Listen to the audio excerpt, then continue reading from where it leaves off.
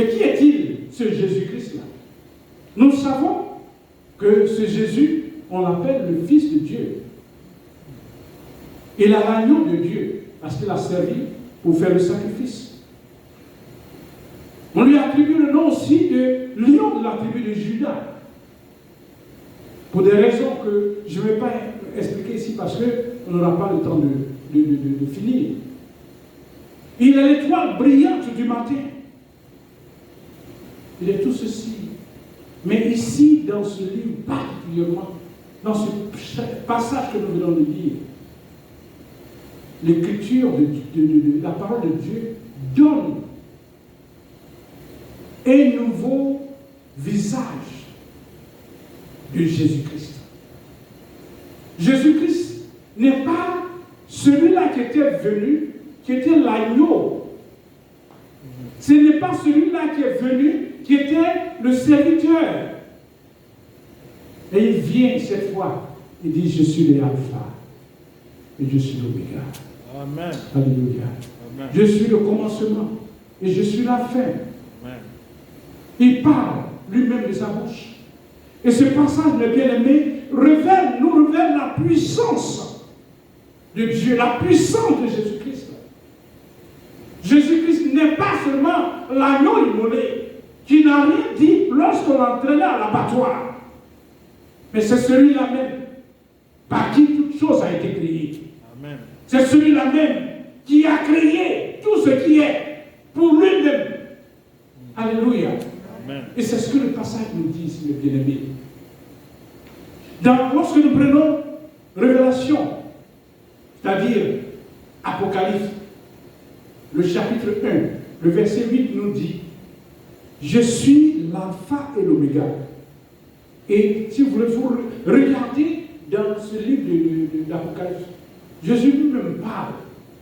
Plusieurs fois, il dit, je suis l'alpha et l'oméga. Je suis le premier et le dernier. Nous avons vu dans le livre d'Ésaïe, où Dieu lui-même dit, je suis l'Éternel. À part moi, il n'y a pas d'autre Dieu. Avant moi, il n'y a pas de Dieu. Après moi, il n'y en aura pas. Je suis le premier et le dernier.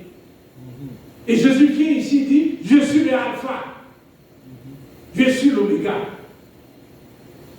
Dans l'Apocalypse 21, le verset 5 nous dit, et celui qui était assis sur le trône, alléluia, celui qui était assis sur le trône, dit, voici, je fais toutes choses nouvelles. Et il dit, écris, car ces paroles sont certaines et véritables. Il dit, ces paroles sont certaines et véritables. Lorsque vous regardez ce même chapitre que nous venons de lire, le 22 au verset 6, c'est la même chose que le Seigneur nous dit. Et il dit, ces paroles sont certaines et véritables. Et le Seigneur Dieu des esprits des prophètes, il est le Dieu des esprits des prophètes.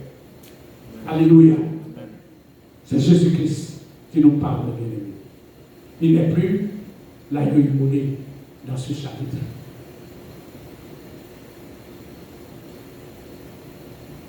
Alléluia. Amen. Le verset 6, et il me dit, c'est fait. Encore, il dit, je suis l'alpha et l'oméga, le commencement et la fin. Alors, qu'est-ce que Jésus veut dire par là lorsqu'il parle de je suis alpha, je suis l'oméga? Qu'est-ce qu'il veut nous dire par là? Quelle est l'implication pour nous en tant qu'enfants de Dieu, en tant que chrétiens? D'abord, alpha, ça veut dire quoi? Oméga, ça veut dire quoi? Lorsque vous prenez l'alphabet que nous connaissons, A, c'est la première lettre. Z est la dernière lettre. Mais dans l'alphabet grec, l'alpha est la première lettre de l'alphabet. L'oméga, c'est la dernière lettre de l'alphabet grec. Ça veut dire que avant le alpha, il n'y a pas d'autres lettres. Alléluia. Amen. Et qu'après l'oméga, il n'y a pas d'autres lettres.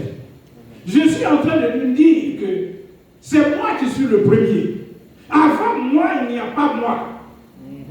Après moi, il n'y a pas moi. Il n'y a personne. Je suis éternel. Amen. Alléluia. Je suis le commencement. Et je suis la fin. Il englobe tout. Tout est en lui. Tout a été créé par lui et pour lui. La parole nous dit dans Colossiens, au chapitre 1, le verset 15, il est l'image du Dieu invisible, le premier-né de toute création. Il est l'image du Dieu invisible. C'est-à-dire que quand on parle de Dieu, on ne voit pas Dieu. Mais Jésus-Christ est Dieu visible. Amen. C'est-à-dire que Dieu, c'est vrai que Dieu veut vivre.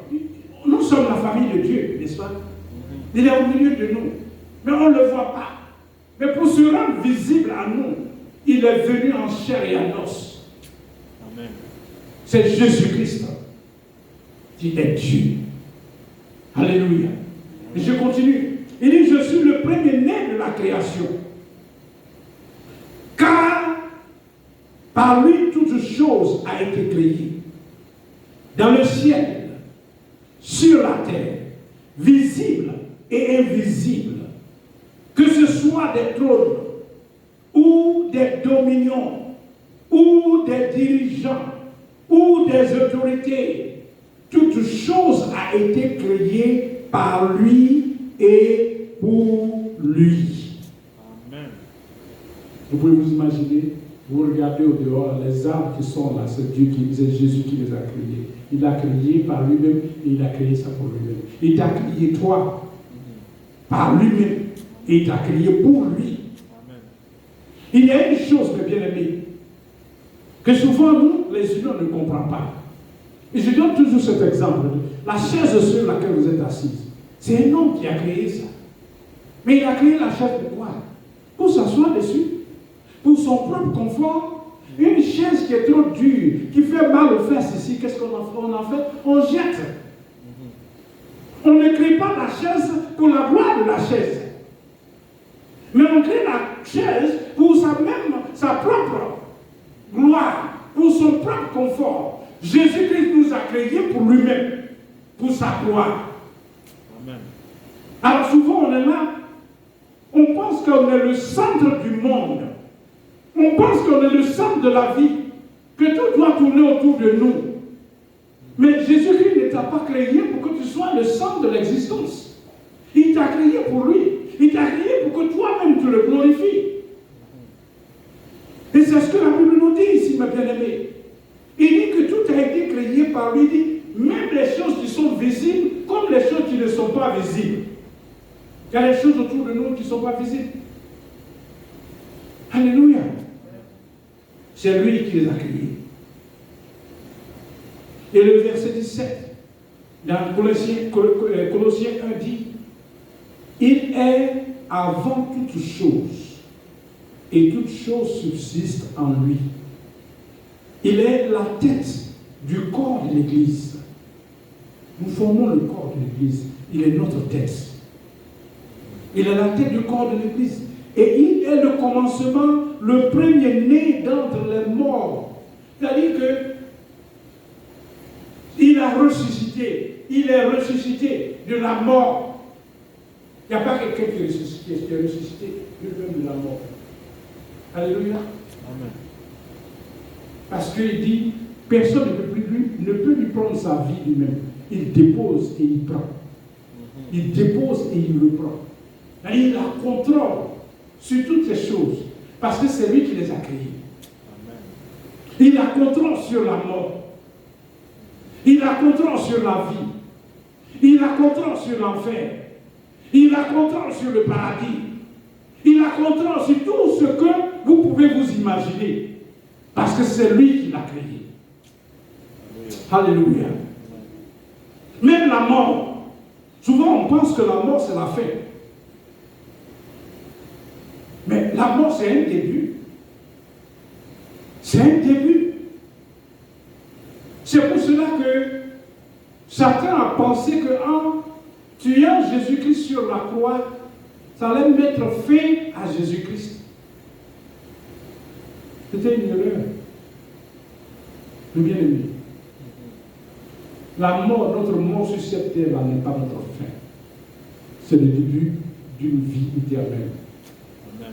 C'est pour cela que j'ai appelé et j'ai intitulé ce message la conclusion de la fin, début d'une vie éternelle. Alléluia. Alors, mais ne nous leurrons pas. Parce que quand je parle de vie éternelle ici, il y a des gens qui vont passer la vie éternelle devant Dieu, avec Jésus. Mais il y en a qui vont passer la vie éternelle dans le feu. Ils vont brûler éternellement dans le feu. Le choix nous appartient aujourd'hui, pendant que nous sommes en vie. Alors, je vous ai parlé de celui qui nous parle, de Jésus-Christ, du premier-né d'entre les morts, de l'alpha et de l'oméga, de l'étoile brillante du matin, celui qui a tout créé. Mais qu'est-ce que l'on dit, mes bien-aimés? Qu'est-ce que l'on dit dans ce chapitre, dans ces versets que nous avons lus, pardon? Je vous ai dit que tout le livre d'Apocalypse a été écrit par Jean, mais sous la révélation. Dieu lui a dit écrit, Jésus lui a dit écrit. Jésus lui a montré des choses qu'il doit écrire. Il lui a dit d'écrire, par exemple, les choses qui sont passées, les choses présentes et les choses à venir. Et il les a dictées. Il dit écris ceci, écris ce que tu as vu. Et il a écrit. Donc, dans ce livre d'Apocalypse, tout le livre d'Apocalypse, c'est un message que Jésus-Christ nous donne.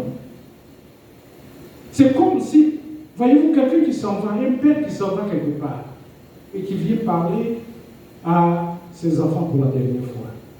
Ça me rappelle, lorsque Moïse allait mourir, souvent quand je lis ce passage-là, vraiment, je le lis avec émotion.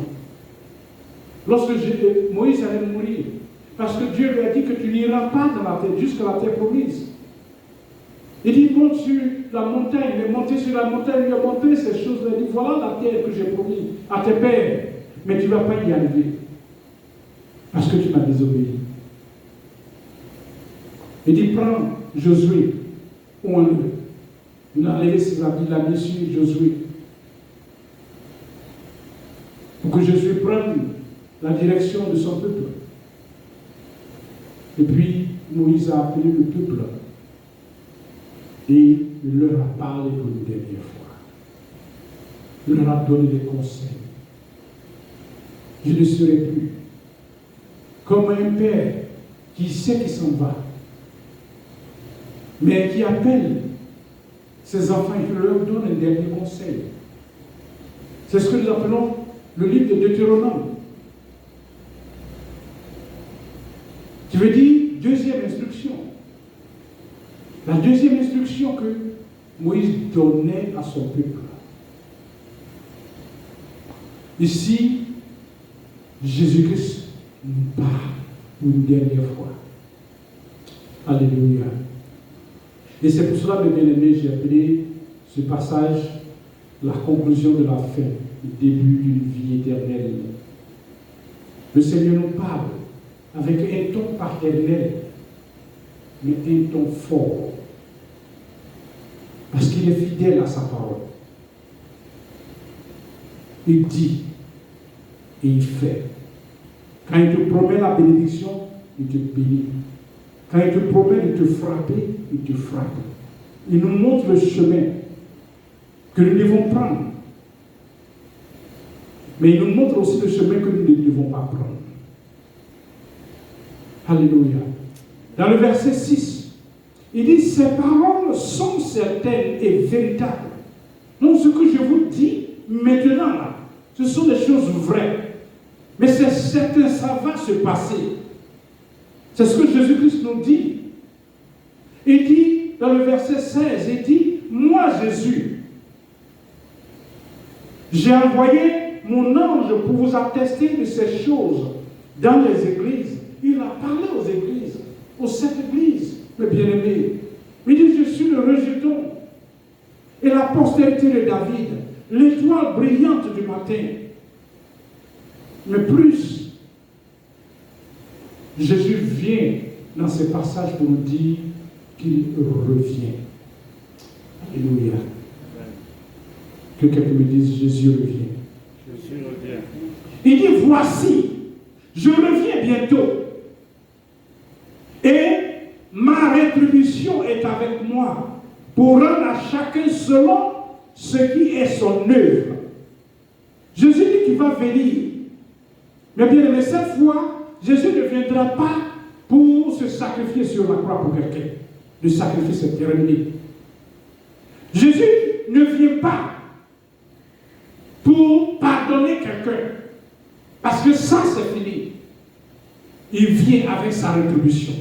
Alors, quand on parle de rétribution, il y a beaucoup de gens qui pensent qu'il va venir, il vient avec sa récompense. C'est vrai, il y aura la récompense pour ceux qui ont bien travaillé. Mais il y aura aussi la punition pour ceux qui ne l'ont pas fait. C'est ça que Jésus appelle ici ma rétribution. Il va le faire selon l'œuvre de tout un chacun. Jésus revient, mes bien-aimés. Mais il vient pour juger. Il vient pour juger. Il dit, je viens bientôt, et ma rétribution est avec moi, pour rendre à chacun selon son œuvre. Il dit, je suis l'alpha et l'oméga, le premier et le dernier, le commencement et la fin. Mais pourquoi est-ce que c'est aussi important que Jésus-Christ répète ça tous les jours, toutes les fois? Il dit, ne vous trompez pas sur ma personne. Ne vous trompez pas sur ma personne, mes bien-aimés. C'est ce que le Seigneur nous dit. Ne vous trompez pas sur ma personne. J'ai été pour vous l'agneau et j'ai été immolé, j'ai souffert, j'ai déposé ma vie, je suis descendu dans l'enfer, j'en suis ressorti à cause de vous. Mais ça, c'est passé.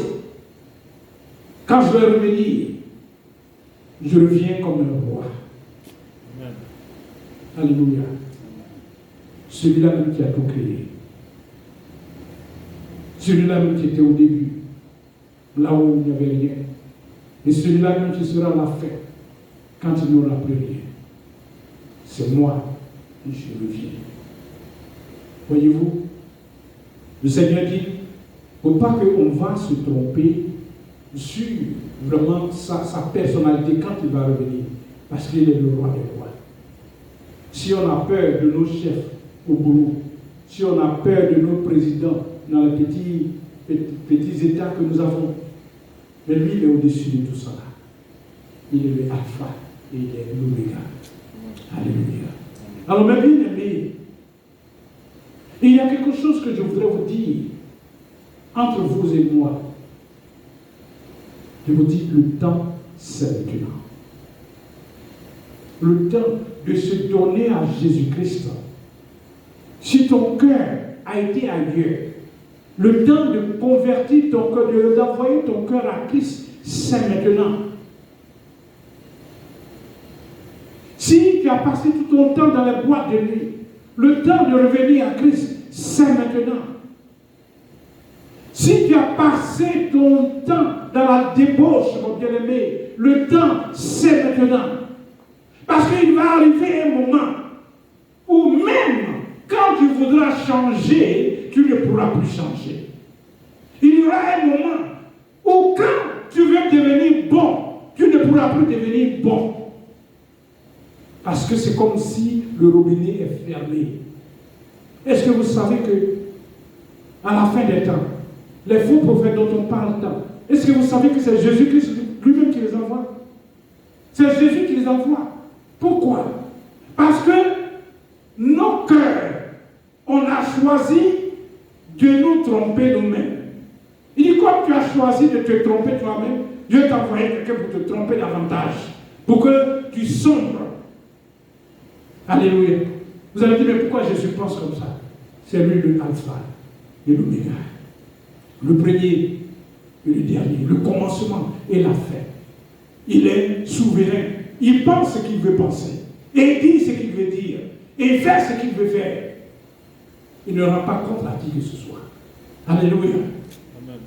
Alors, mes bien-aimés, regardez ce que notre Seigneur nous dit. Il dit, heureux ceux qui lavent leurs robes. Heureux ceux qui lavent leurs robes. Ça veut dire béni. Quand on parle de heureux ici, ça veut dire béni ceux qui lavent leurs robes. Quand on dit le laver, sa robe, ça ne veut pas dire qu'elle va prendre ta robe dans la maison là-bas pour aller au laundry pour aller laver. Ça veut dire qu'il faut que ta vie soit propre. Alléluia. Il faut que ta vie soit propre. Il dit heureux ceux qui lavent leur robe, afin que quoi? Afin d'avoir droit à l'arbre de vie. Je suis en train de te dire, mon bien-aimé, toi qui me regardes, il dit si ta robe n'est pas blanche, si ta robe n'est pas lavée, tu n'auras pas droit à l'arbre de vie. C'est-à-dire que la vie éternelle ne sera pas ton partage. Et il continue. Et d'entrer par les portes de la ville. Il parle de quelle ville ici? Il parle de la ville sainte, la ville de la Nouvelle Jérusalem. Il dit si tu ne laves pas ta robe, c'est comme si par exemple on voyage, on va à un mariage ou bien quelque chose d'important. Et puis il y a des gens qui sont sapés, comme nous on les sapés aujourd'hui là. Hein? Et puis il y a des gens qui vont dans les habits ouïa. Jésus dit que si tu vas avec ton habit ouïa, tu ne vas pas rentrer par la porte. Jérusalem là, la Nouvelle Jérusalem là, c'est pas ouïa. Les gens qui n'ont pas lavé leur robe ne pourront pas y aller. Les gens qui n'ont pas leur robe nickel, blanc, lavé, nettoyé, ne pourront pas y arriver. Alléluia. Donc, afin d'entrer par les portes dans la ville. Écoutez ce qu'il dit ici. Dites dehors, chien. Si quelqu'un vous dit que ça vient de la Bible, vous allez dire non, c'est pas possible. Et c'est de la bouche de qui? Ça sort de la bouche de Jésus-Christ lui-même. Il dit dehors, chien. Et qui il appelle chien? Il dit les enchanteurs, c'est-à-dire les magiciens. Les impudiques, c'est-à-dire que les débauchés. Les meurtriers, les idolâtres. Et qui comme aiment et pratiquent le mensonge. Alléluia. Quelqu'un me dit alléluia. Alléluia. Voyez-vous ce que Jésus-Christ dit ici? Il dit dehors, chien. Même celui qui ment, Jésus l'appelle chien. Il dit si tu mens, tu ne pourras pas rentrer dans la Nouvelle Jérusalem. Souvent, on s'amuse avec le mensonge. Dieu vous dit quelque chose, le bien-aimé.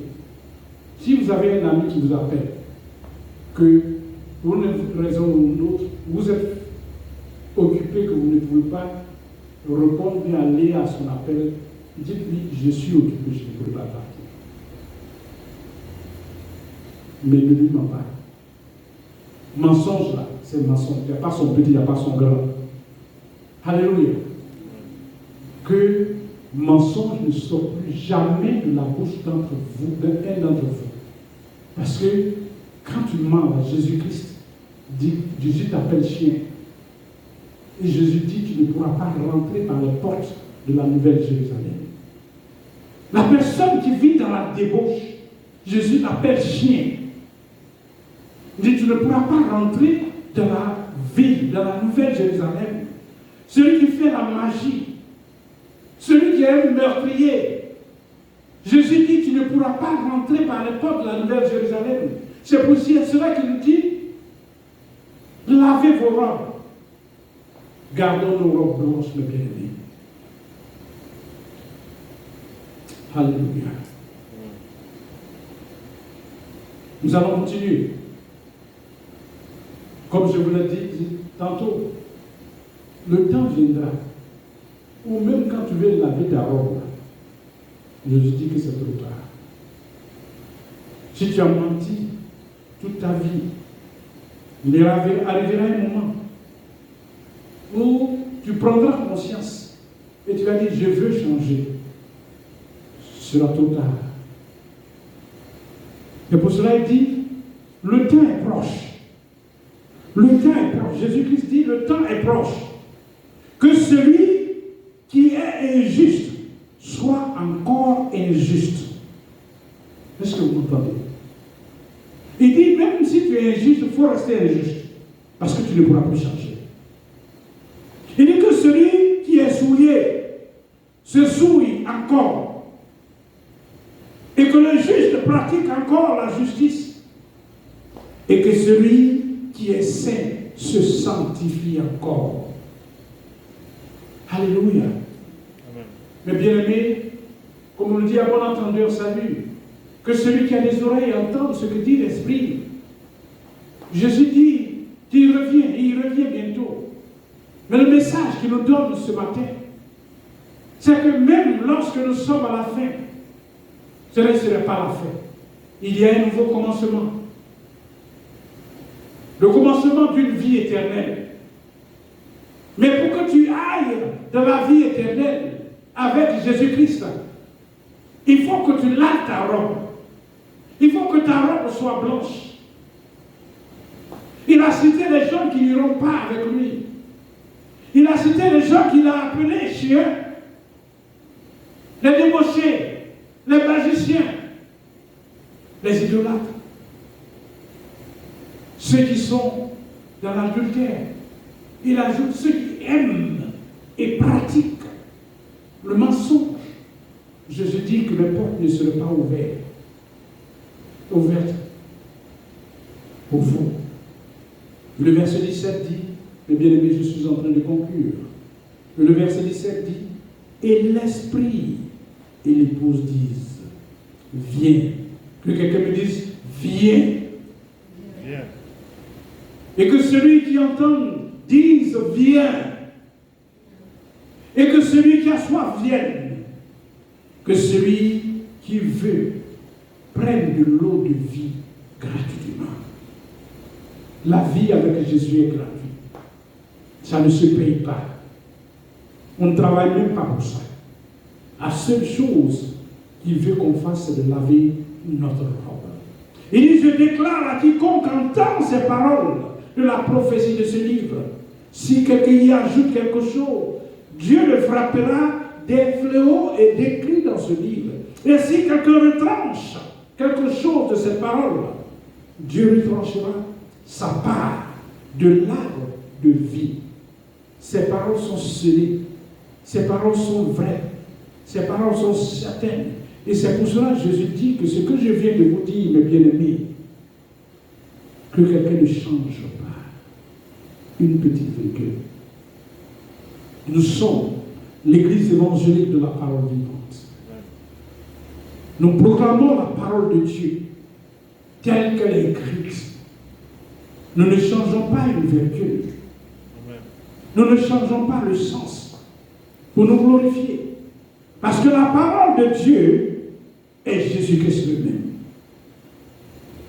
Et en conclusion, la parole dit, celui qui atteste ces choses dit, oui, je viens bientôt.